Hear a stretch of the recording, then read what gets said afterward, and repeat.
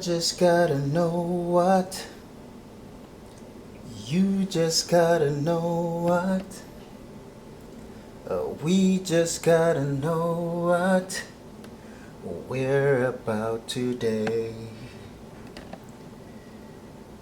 We just gotta know what we're about today.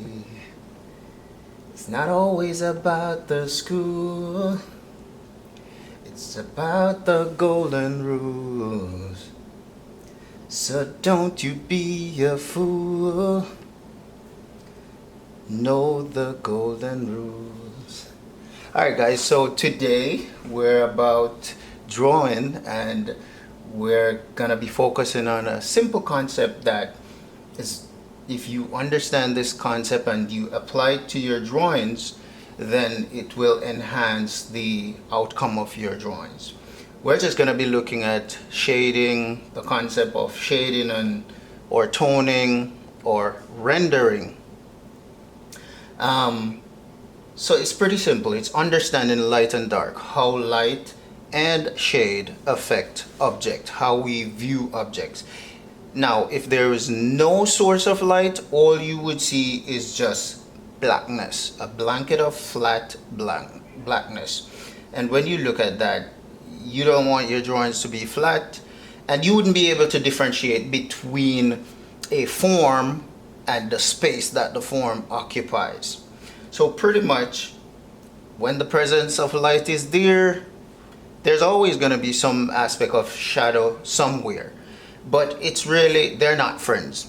Shadow is like spirit, light is also like spirit. So when the light comes in, the shadows seem to hide in the grooves and the caverns and all of those cavities. That's where the darkness is gonna go if you observe that. So the high points usually is where the light targets. And guess what? Light doesn't bend corner. I'm gonna do a quick illustration to demonstrate that. Let's say this is the globe, for example. Let's say this is the globe. Let me use a charcoal to quickly sketch out. So let's say this is our planet, and the main source of light is the sun.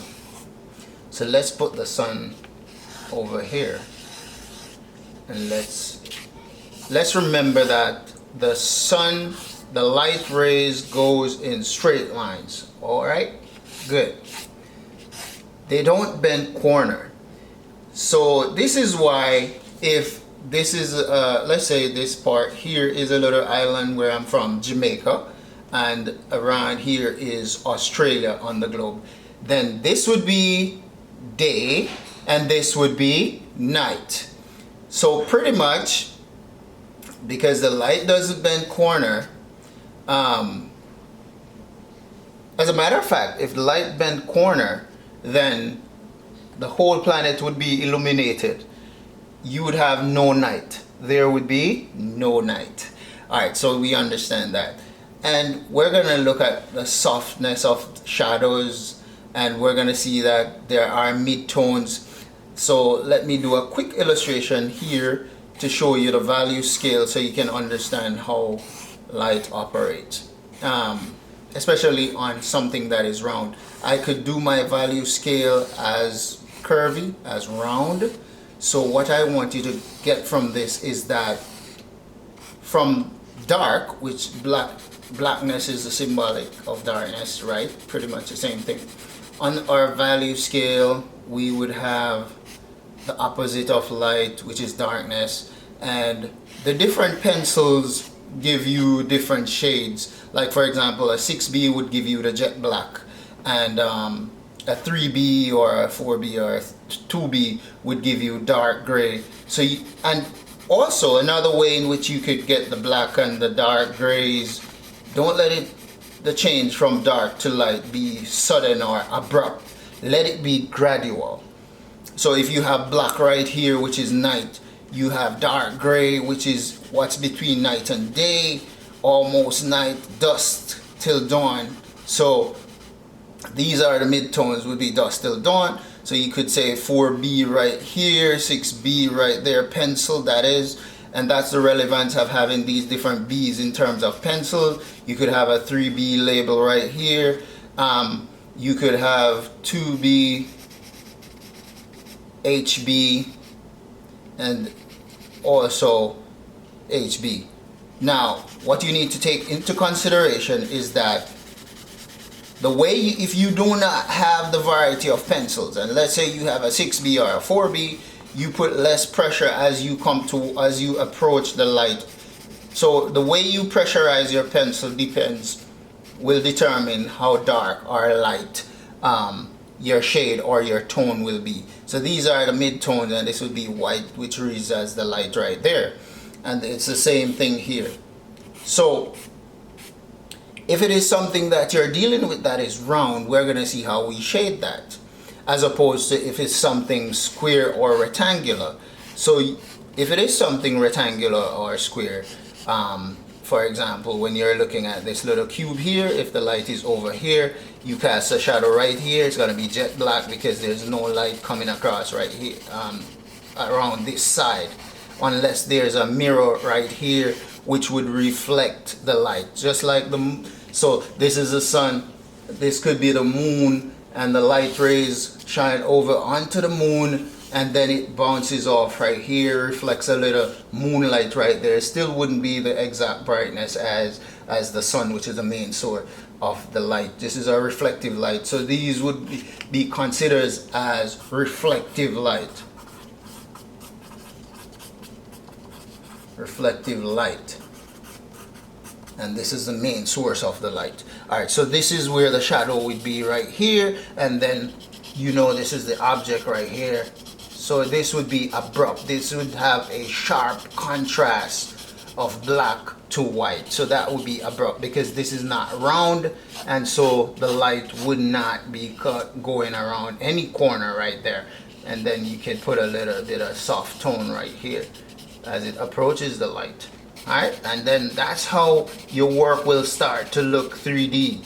It will give that illusion of 3D. What we aim for, what we usually is our goal, it's our main objective when we're drawing. We want to make sure that whatever we're looking at, especially in life drawing, you're looking at the real thing, and you want to create that same effect on that flat surface.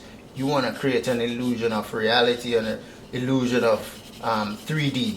So this could be alright, good. So let's look at the globe now. Look at the night and the day concept I was talking about.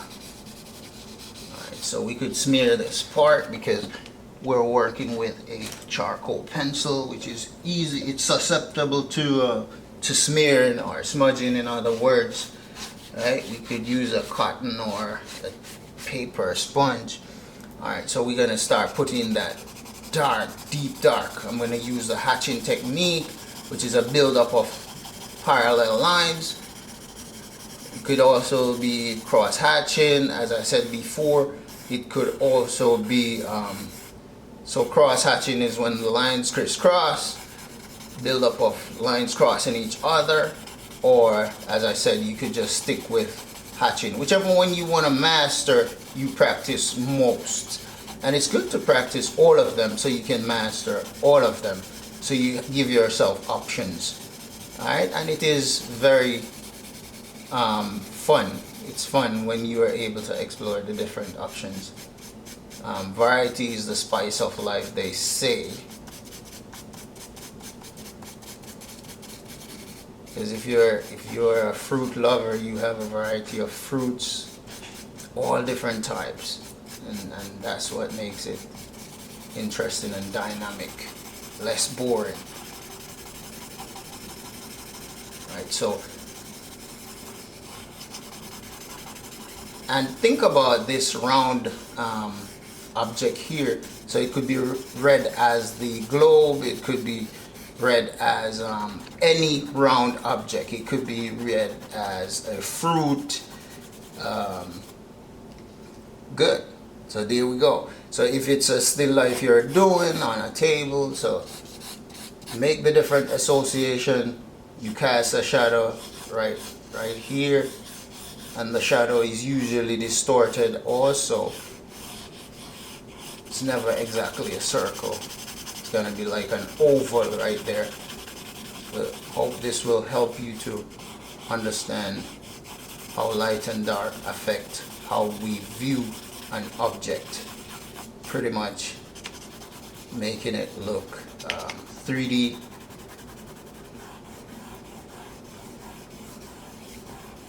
So as I said before, you could have reflective light if you so choose, and I would have to use my charcoal eraser right here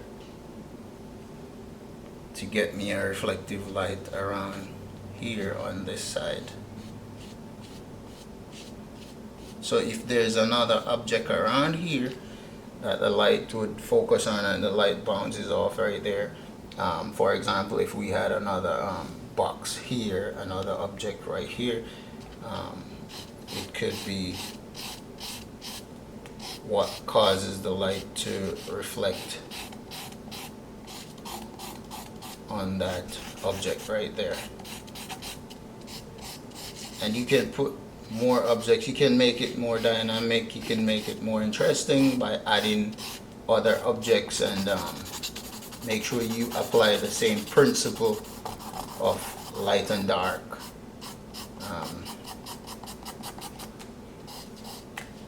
So I hope this will help you to enhance, to improve your drawing capabilities. Knowledge is power. Once you know what you're doing, then it will make your work more effective. So I hope you like this video, and remember, please to subscribe to my YouTube channel. And remember, the key ingredients for mastery or perfection is practice. So you have to do more drawings, you have to spend more time doing your drawings, spend more time with your work, be patient, be very observant. It's always good to draw from observation, from what is already there. You can also use photograph as reference,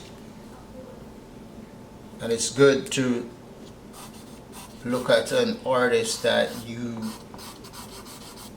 would want to be your mentor and see how they give you different tips, because we learn from each other, we inspire each other, we thrive. One of my favorite artists is Brenton. He died some years ago. He focuses mainly on figure drawings.